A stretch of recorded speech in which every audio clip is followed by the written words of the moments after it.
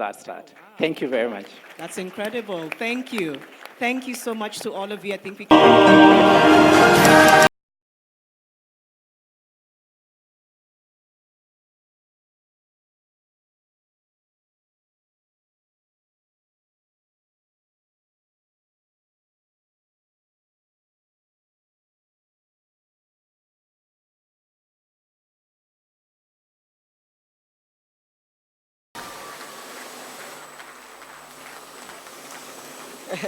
The First Lady of the Republic of Kenya, welcome Mama Margaret Kenyatta to lead us on the Beyond Zero. Thank you so much. There we have it.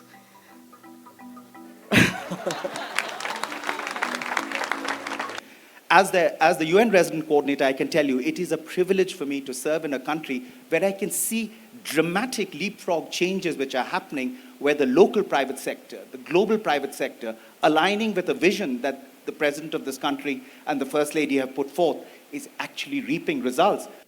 Your Excellency, I recently took part in INEO's 159 challenge with the aim and objective of confirming to the world that indeed no human being is limited.